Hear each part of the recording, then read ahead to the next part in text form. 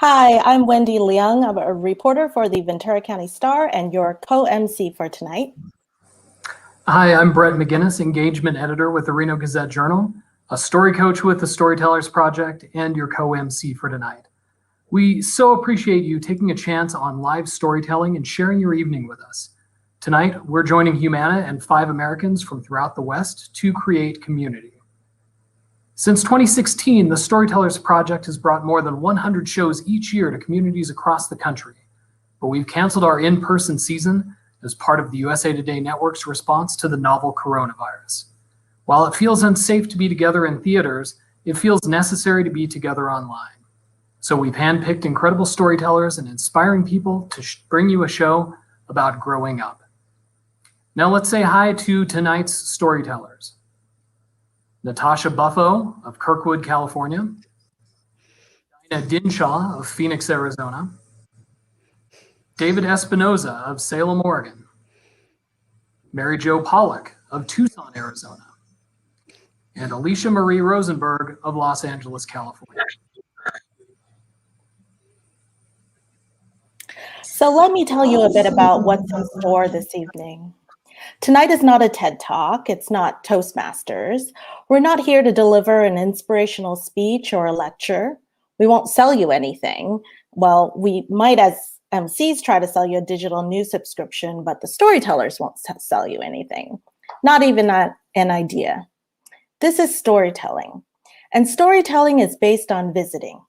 You open your heart and your mind, and you pay attention to the person you care about and want to feel closer to. So we invite you to do that tonight. Now, some of our storytellers will be polished and professional, and some will be casual and conversational. We ask you to receive all of them because that's how community change happens. We believe creating empathy and understanding is vital all the time, but especially in these times of uncertainty. And I am so excited to hear all of these stories with you tonight. So let's welcome our first storyteller. Natasha Buffo is our first storyteller. She's from Kirkwood, California, and she's going to share a story about an adventure that tested her limits. So, I was sitting in this cafe in Byron Bay, which is this small town on the northwest coast of Australia. It's got this cape jutting out into the ocean with a lighthouse at the end of it, creating these amazing surfing waves, open-air healthy cafes, buskers on the streets and in artist markets that are more talented you'll see in a venue. My friends who had been there before said, "It's all hippies and live music and surfing. You'll love it." And after 29 years, I finally made it to Byron Bay. Except I was 1 year late. Now, we didn't grow up with a lot of money, and I ended up being the first person in my family to graduate college. So I became a business analyst at Google in the Silicon Valley. And after 28 years of growing up, I finally made my family proud. And I walked away. Because I also climbed trees and built tree forts and jumped out of them into the river and laid underneath their branches while camping. So I craved adventure. I decided to quit. I purged my belongings, and I began living out of my purple rucksack that I lovingly named Petunia. I got a one-way ticket to New Zealand, a 12-month working holiday visa, and about 2 months into that trip, my mom called me over video while I was alone at a hostel, and she said, "The doctors found cancer in my lungs." She said words like, "I'm okay," and "You stay." But Petunia and I decided we wanted to be with her. So we left, and we showed up at her doorstep, to her surprise. Now, that following April, I was supposed to be in this town of Byron Bay for this epic music festival, except instead I was planning my mom's funeral. I was lost. I didn't have a home, a job, a direction. I didn't even want to travel anymore. It felt like I was at the bottom of this deep and muddy well, and I was looking up at these blue skies alone. and I was clawing on to anything that I thought might help me escape. A job I didn't like, a town I didn't want to live in, relationships with people that didn't respect me. Finally, I had a friend who gave me just one small handhold inside that well, and she happened to be a friend that I only made because we had the exact same purple rucksack. She invited me back to New Zealand. And since the year before I was supposed to go on to Australia after New Zealand, I decided to start there first and kind of treat the last year as a pause. So here I was, back in Byron Bay for the first time now. The table's covered in pamphlets for big adventures in the mountains, koala sanctuaries, rental cars, buses. I was massively overwhelmed with trying to make this perfect week that I'd been looking forward to. And it had this moment, like in cartoons, when a devil and an angel show up on the shoulders and they're whispering in the character's ear, except I didn't see any angels around. I had grief over here saying, yes, do a big physical challenge so that you can match your emotional pain with your physical pain. I had depression over here saying, it's too much effort, it's too much money, it's too much work, you're probably not going to have fun anyway. So to distract myself from this, I picked up the newspaper in front of me and went to the horoscopes, which I never do, went over to Capricorn, and it said, get ready for a 3-year exploration of the inner you, along with a possible sacrifice of a part of your persona. If you've experienced loss, this week will offer healing. Kid you not, this is what the newspaper said. Flabbergasted, I said, I'm listening to the newspaper. Forget these guys. And I decided to sink into the culture of Byron Bay.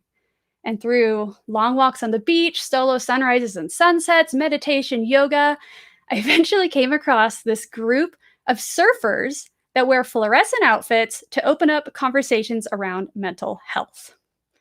These strangers quickly became my friends, and one night we were at this famous music venue in the area, in the bar just outside, with a wall of a rainbow of colors of the alcohol bottles, and this small band in front of us, and only the 3 of us on the dance floor, champagne glasses in hand.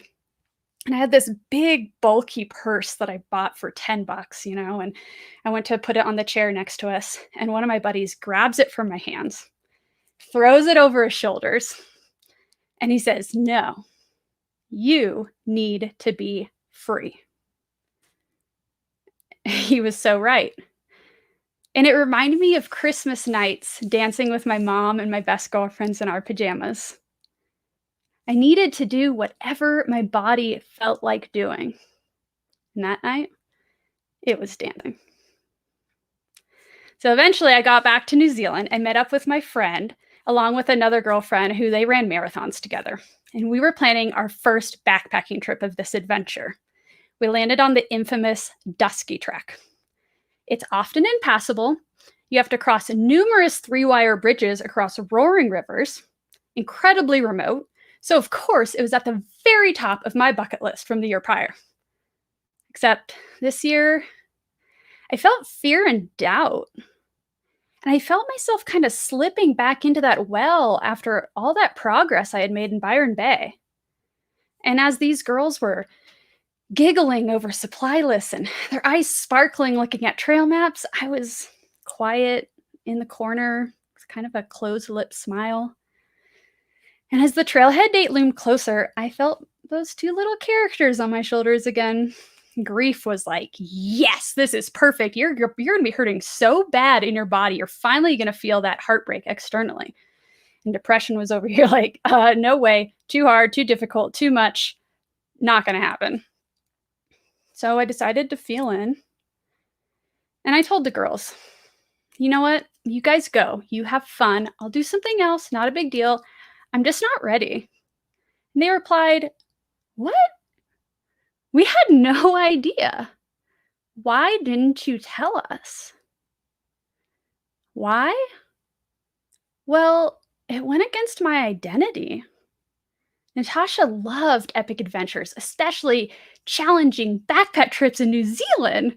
This is what I had lived for now. And it also, this track ended at this place I'd been to 1 year prior called Big Bay, and I had fallen in love there doing a work exchange for 1 week. The first place I fell in love with since I left Google. And it also happened to be the last place I was before finding out my mom had cancer. So we decided on a compromise. We'll do the Holliford track. It lands 1 bay south of Big Bay at Martins Bay.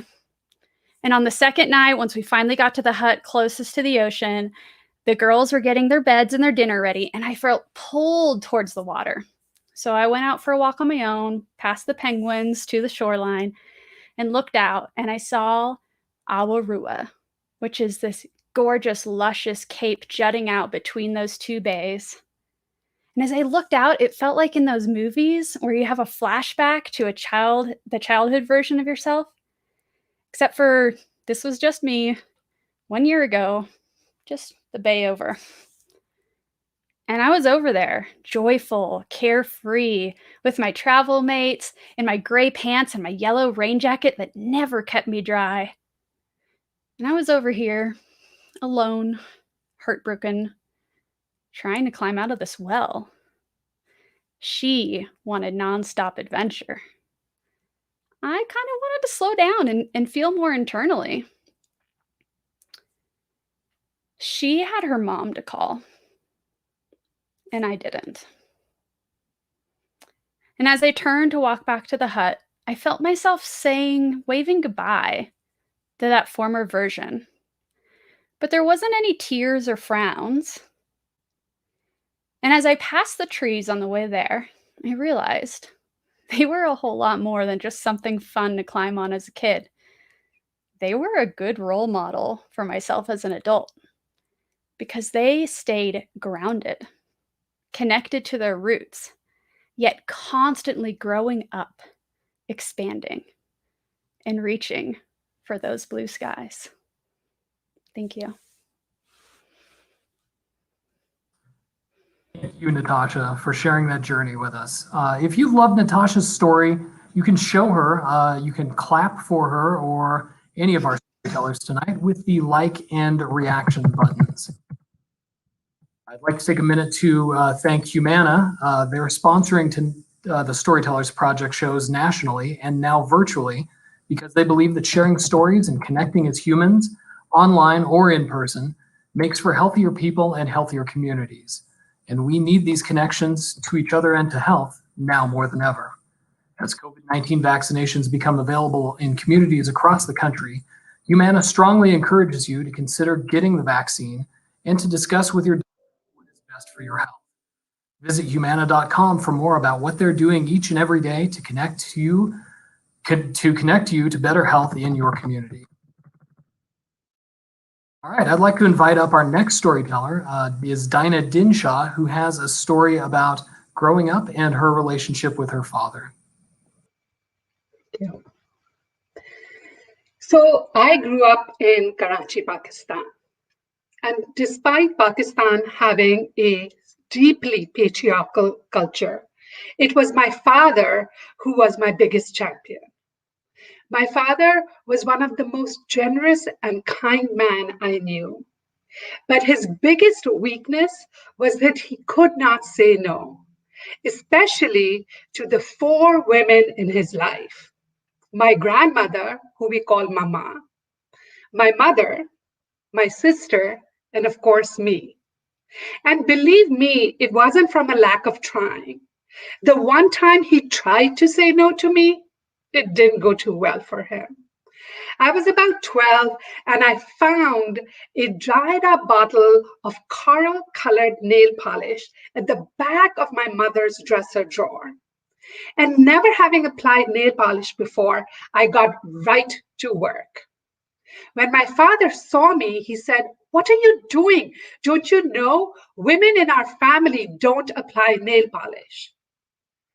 "What women are you talking about?" I asked. "Mama, nail polish wasn't even invented when she was young.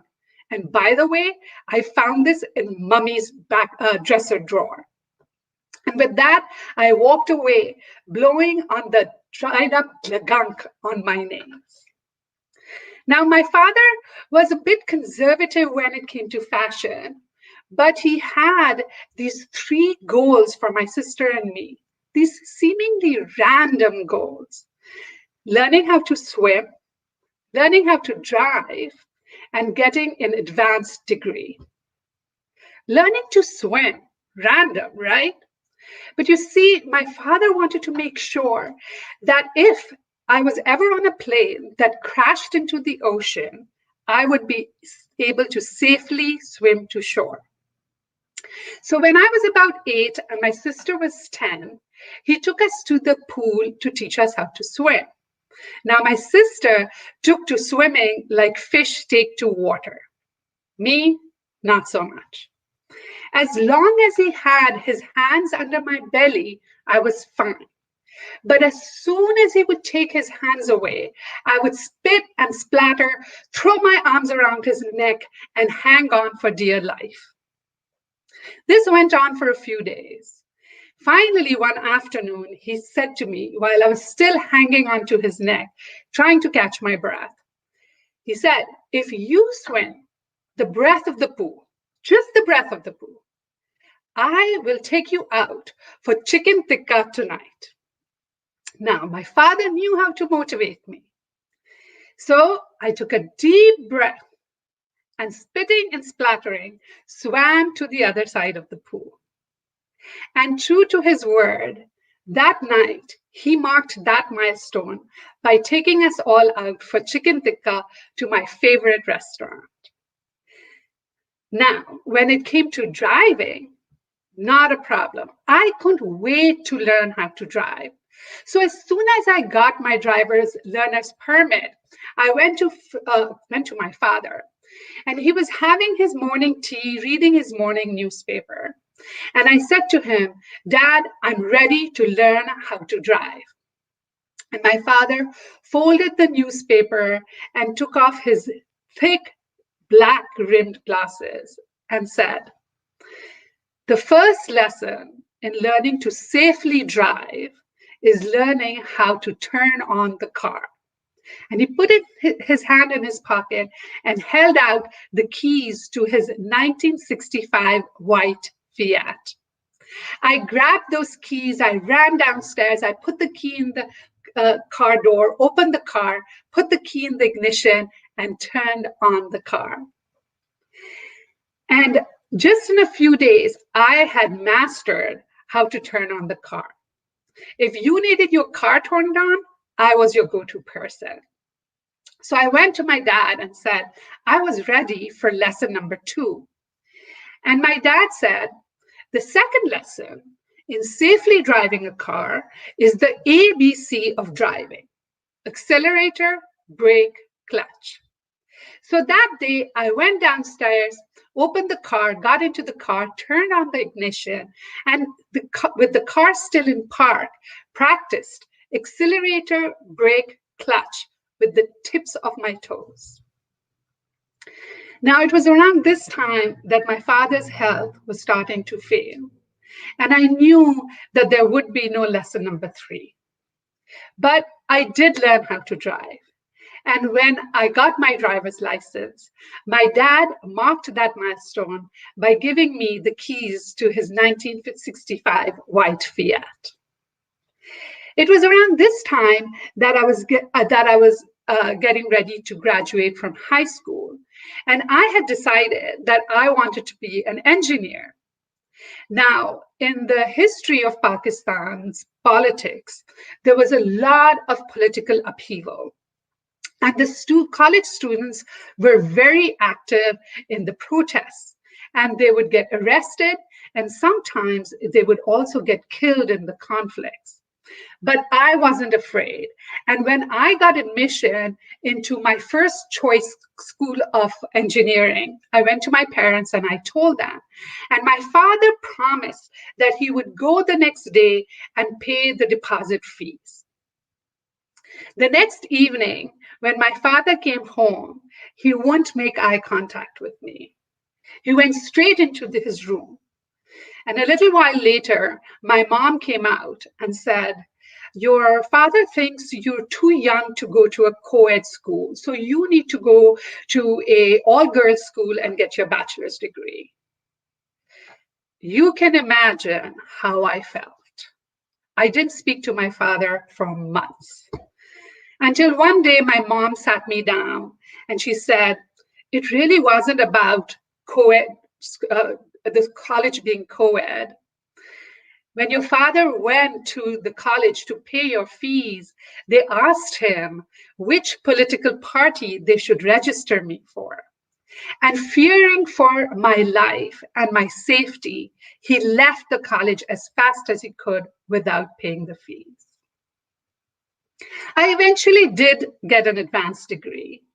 And when I graduated with an MBA, my father, who by that time was hunched over on his walker, stood tall and marked that milestone by giving me 3 strings of pearls. A few years later, I moved away to the United States. A year after that, my father passed away. And as I made a new life for myself in a new country, I realized that I am never going to swim the English Channel. I'm never going to race in NASCAR. I'm not even a rocket scientist. But my father had given me what should be the birthright of every girl: safety and independence. Thank you, Dinah. Thank you so much. Thank you for reminding all of us how special that father-daughter bond can be. Okay, now I'm going to bring up our next storyteller. David Espinoza is coming to us from Salem, Oregon. His tale about growing up is centered around overcoming adversity. The screen's all yours, David. Thank you. The year was 1963 and I was 5 years old. I lived in Dimmitt, Texas, a small town just south of Amarillo. My neighborhood was full of dirt roads, unmaintained homes, and populated with Blacks and Hispanics. My dad, Wences, was a laborer, and my mom, Gabriella, stayed home with 6 kids. I was the middle child. We struggled financially from week to week. And then one day, my life changed in a split second. My brother and I were always looking for creative ways to play. We wandered off into the laundry room where my mom would wash. She had a washing machine, and she used this hose to drain the water from it. She hung it next to the washer. My brother and I somehow grabbed that hose, and we started playing jump rope. Well, we were having a blast. We were little kids. Unfortunately, I had the end with the wire on it, and he had the other end. Well, somehow I let go of my end, and the wire caught my left thigh with a direct hit, punctured it. Blood started flowing down my shirt, and I was in so much pain, just screaming from the top of my lungs.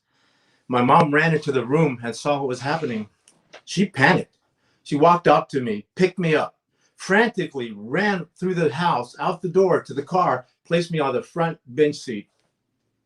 I was so scared and still bleeding and scared. And my mom normally didn't drive. It was my dad that drove. So she ran across the street to try to get help. She was unsuccessful. She got the car keys, ignition, started it, and zoomed out of there. Somewhere along the line, I passed out. I lost consciousness. I woke up at St. Anthony's Hospital in Amarillo. I was lying on a bed with a turban and gauze covering my left side. I was traumatized as a young kid. I felt paralyzed. What the doctor said is that the optic nerve had gotten infected so bad that they had to remove the eye. I remained at St. Anthony's Hospital for 6 months enduring surgeries and procedures. I felt abandoned. It was a tough time in my life. And then finally, I was discharged after the full 6 months. I was looking forward to seeing my brothers and sisters. I hadn't seen them in months. When I got there, my parents brought me from the hospital. I arrived, and my brothers and sisters welcomed me with arms. They were happy to see me. They were so kind to me. It took me a little while to adjust, how to learn how to walk, not hit door frames, things like that. And then a few weeks, I went back to the clinic in Amarillo. The doctors had made me a brand new eye, and it was going to be inserted in the socket. Well, what they said is, I would look kind of awkward for a while. One eyes would be a lot larger than my normal eye.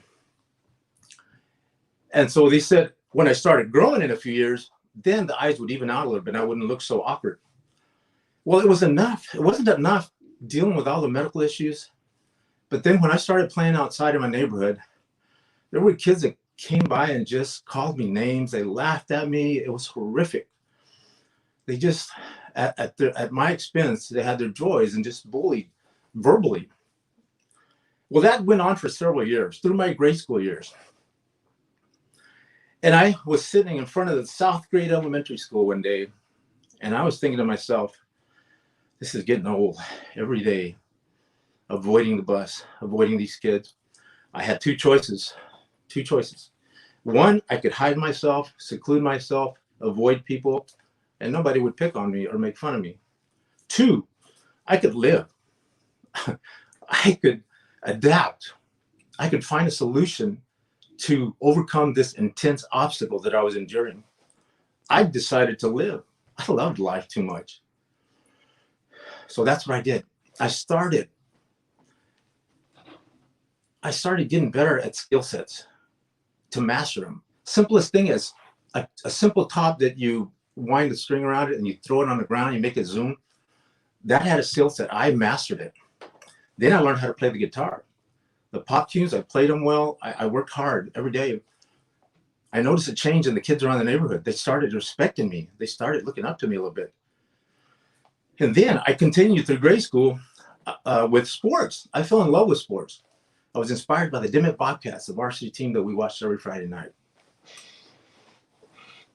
I learned all sports, football, basketball, track and field. And my expertise area was kicking and punting the football. I remember my mom yelling at me. It was midnight and I was punting the football in the dirt road. And then everything started making progress. I get to the 8th grade.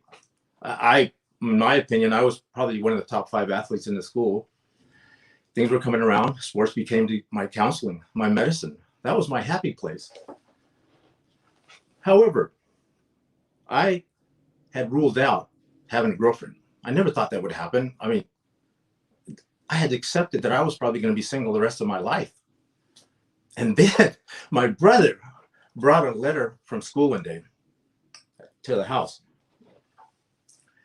He said, Dave, there's this girl, really hot, blonde, blue-eyed. She has a crush on you. She asked me to give you this letter. You're so lucky. And I'm like, what? What girl is going to be interested in a boy like me? It's like a surprise, shock at the same time.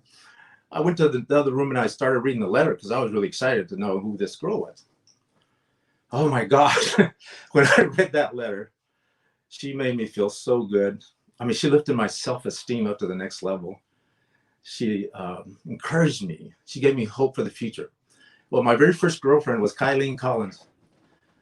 We had a great experience. The 8th grade year was one of my best years during my school days.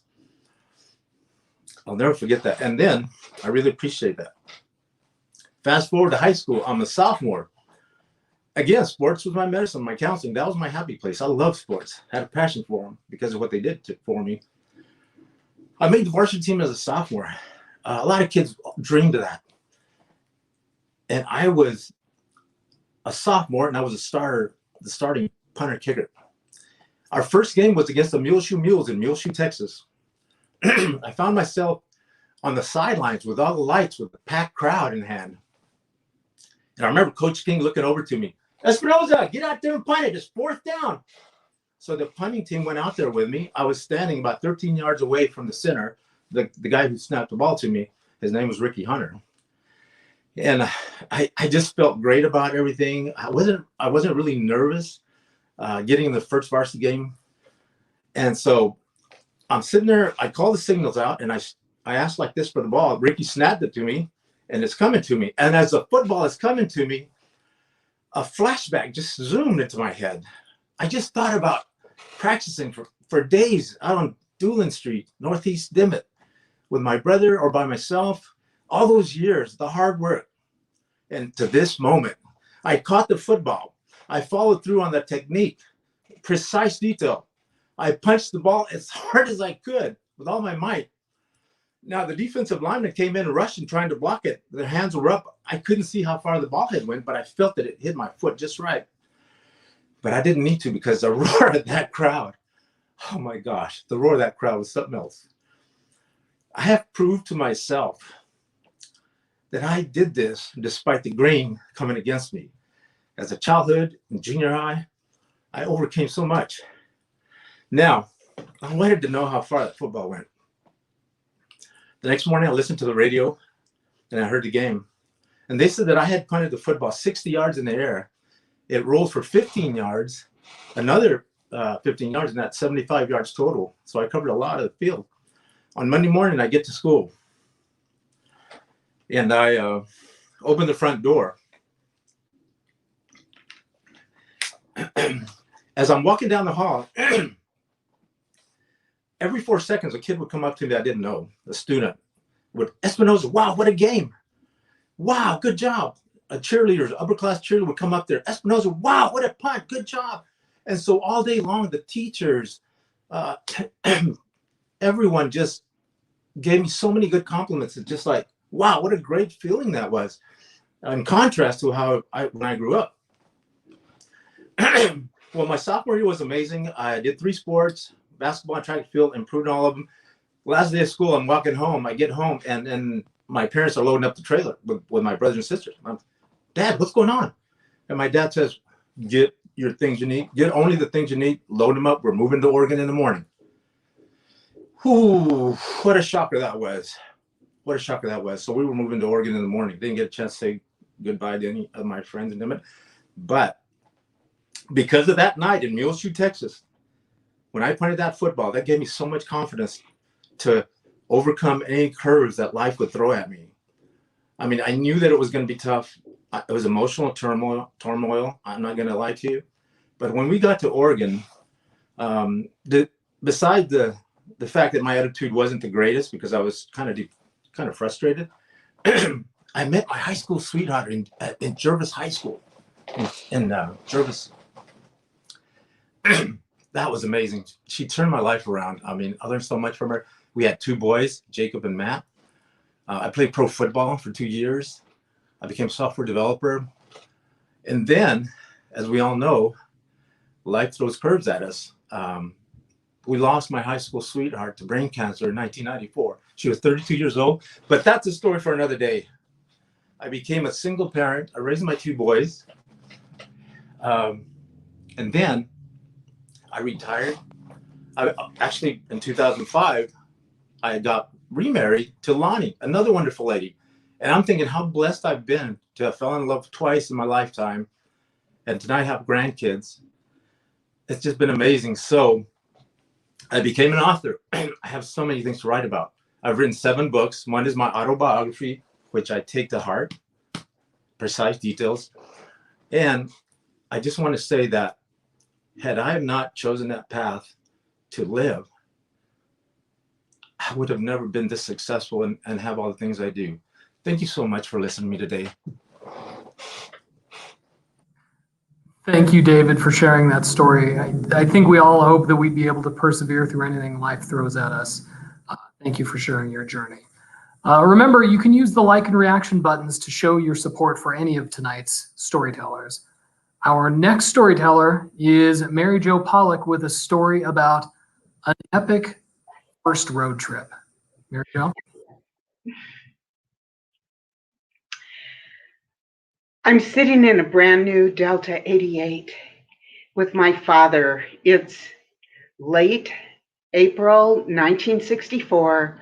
I just got my learner's permit. I'm about to have my first driving lesson where it's a Sunday afternoon. We're in the Univac parking lot. There's no cars around.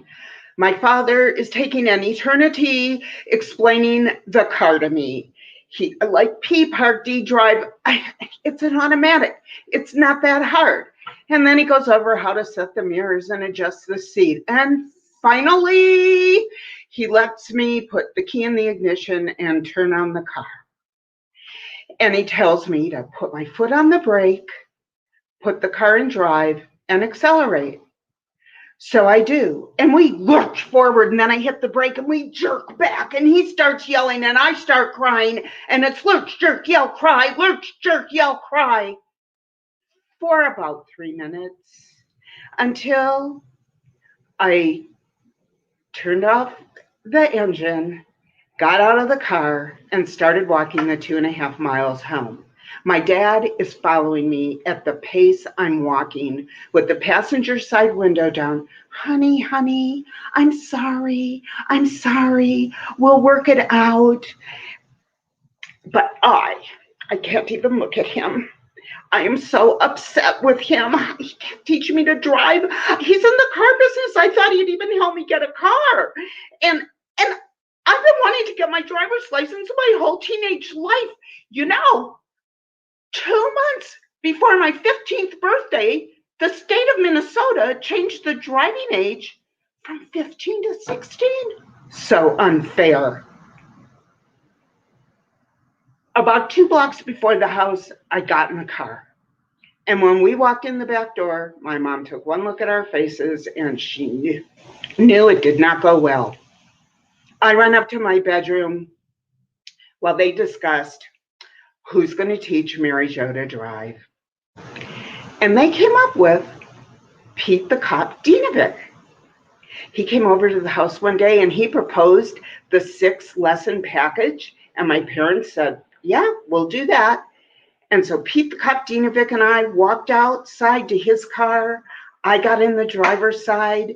He got in the passenger side, which also had a brake because he's no idiot. And he explained to me that I needed to check the mirrors and then glance over my shoulder because there's always a blind spot. And then put the car in drive and gently accelerate into the traffic lane. So I checked the mirrors. I glanced over my shoulder for the blind spot. I put the car in drive and I started to accelerate. I'm driving down Highland Parkway in St. Paul, Minnesota, a real street, not some dirty old parking lot. I'm thrilled. After my 6th lesson, my parents opted for the 7th lesson, which is freeway driving, because every teenager needs to know how to drive at 65 miles an hour. When done with all my lessons, my mom took me down to take my driving test. And on July 16th, 1964, with a score of 70, the lowest passing score, I got my driver's license. And then when we got home, I drove. I said, could I take the car over to Ruthie's? No. What do you mean? I have my license now. No, you can't drive without Dad or me in the car. Oh, well, I have my license and I have a certificate of successful completion of driver's training from Pete the Cop Dinovic, and you're not going to let me take the car? And Ruthie lives on Highland Parkway. I don't even have to turn. No. Oh, I go up to my bedroom. My parents are so stupid. If they thought about it, I could be very helpful. I could schlep my younger brothers around, run errands, make life a lot easier for them. A couple of weeks later, I went down to Illinois. I took the train to visit my cousins.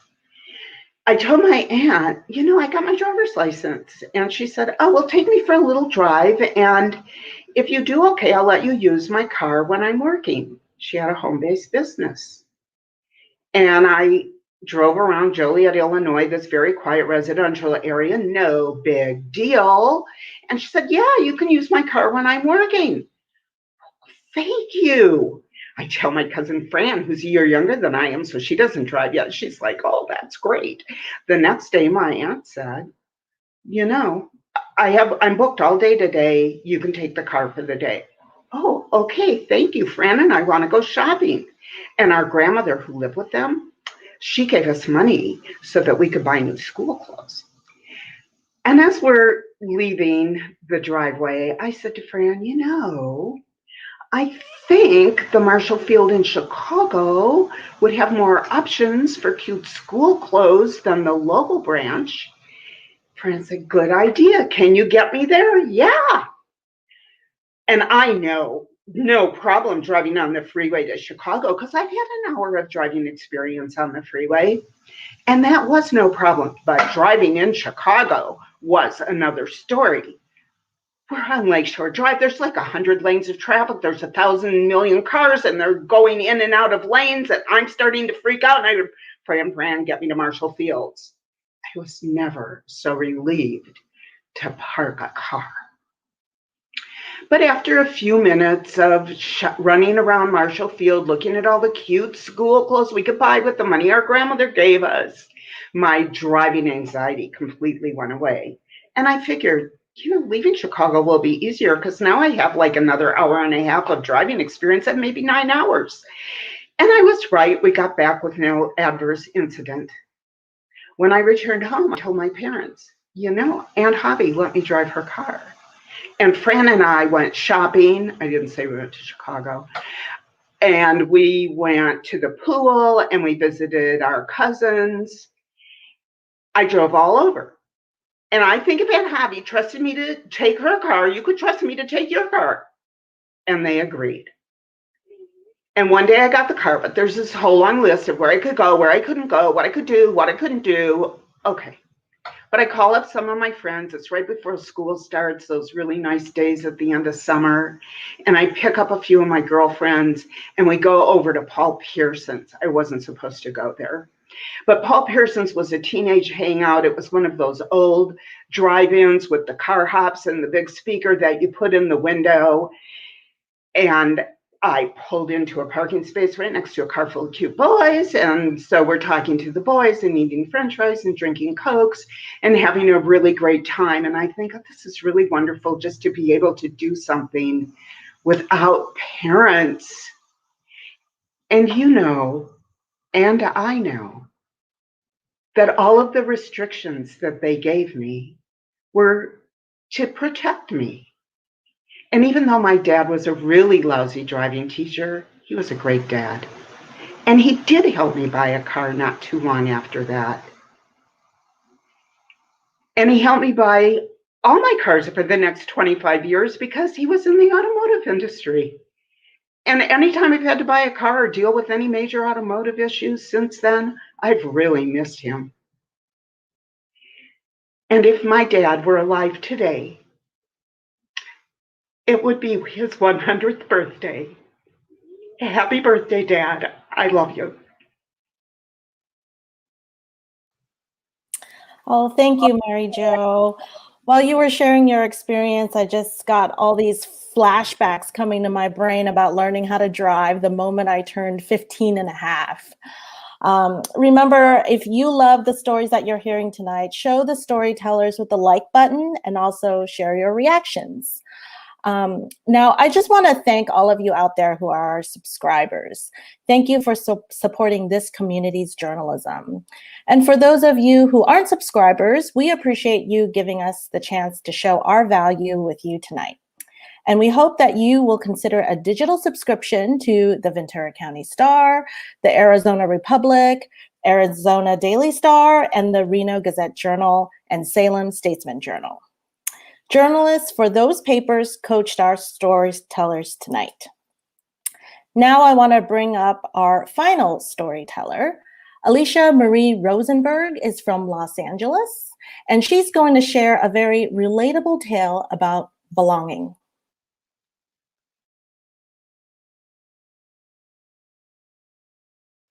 Yes. Well, when I was in high school, oh, good Lord. When I was in high school, I was a loner, like in the Breakfast Club, Ali Sheedy's character. But for me, mainly it was because of having high functioning autism, being on the autism spectrum. And I just, not the cool kind where like if you dropped a lot of pennies on the ground, you could count them, It was more like the weird kid in the classroom. I did not I didn't really have that many friends, and I was just a loner, like I said. But I would raise my hand to talk to the teacher and ask questions. But in the hallways, I was by myself. I just sort of was like a ghost getting around. And I just, for lunch, I would go to my acting class, and I would eat lunch there because I was so panicked about going to the cafeteria, because I really feel like I was by myself and I didn't have friends, and just the thought of standing in line and looking where I was supposed to go was not good. I was really scared. So I would go to the library after acting class and eat lunch and just read books. And after reading the books like Sweet Valley High, I would help organize things a little bit. And then I ended up getting in the yearbook, but I wasn't even trying because I didn't want to be a part of things. I was too nervous. And so I was like, because prom, dances, that was just not for me. But when I got home after lunch and after going through all that trauma, I really just would watch TV. And that was my thing. I loved watching like The Cosby Show, Growing Pains, Who's the Boss. And then when I was about 15, 90210 came on the air. And that really like helped me find like what high school is all about and really know everything, you know. And I loved watching that, and I had my first crush on Luke Perry, and that's the first of Bad Boys, which I didn't even know at the time. I just really had a crush on him, and I learned what high school and dances was all about. And so I, got through high school, and I started college, and in college, it was good, and I thought it was a fresh start, but really it was just it was tough. It was just a bunch of theater geeks, and we were having fun, but really my fresh start started when I was 23 and I moved to LA, which was a great experience in the late 90s. I went to Beverly Hills, I went to the Viper Room, I lived where Drew Barrymore lived, and then I started to doing extra work, which, was great, and it gave me confidence. But I did like Seventh Heaven, Roswell, Party of Five, and then I got the call to be on 90210, and that was like the best experience. It was to be there and to take the bus to the valley and then see the high school. I was like, oh my God. It's like, this is the reunion that I've always wanted, and this was like great. I got the hallway where like Dave and Donna kissed and where everyone was really connected. And I saw where Luke and Shannon broke up for the millionth time. And it was amazing. And this happened to be the episode Luke Perry was directing. So it was it was extra added, awesome experience. And then he motioned to me and I was like, me? And he was like, yeah. So I went over to him and he said, just look into the camera and say if you say okay. And I did that, and we filmed 1,000 different ways, and I was just in awe of the whole experience, watching the cameras and the sound. And at the end, like, he didn't end up using that line, but you know what? I was like in seventh heaven, really, because being on that show was the best experience for me, and it gave me the best experience, to be happy and I've never been cool, but that day I was super cool. Even though I felt like a teenager screaming, inside, I was cool, and I've never been cool, guys, but I was that day, and I really grew up a little bit, and that was the best experience of my life. But even though they didn't use a line, I was happy, and I just, because who gets to be on their favorite TV show and have a line and meet their crush? Yeah. Hooray for Hollywood. Thank you so much, Alicia. You know, I've always been on Team Brandon, but it's so good to virtually meet someone on Team Dylan. I want to thank all 5 of our storytellers who took the time to craft their stories and share a little piece of them with us. Thanks to all of you watching for sharing your evening with us. And we'll have more of these virtual storytelling nights throughout 2021, and we hope to see you again. Have a good night.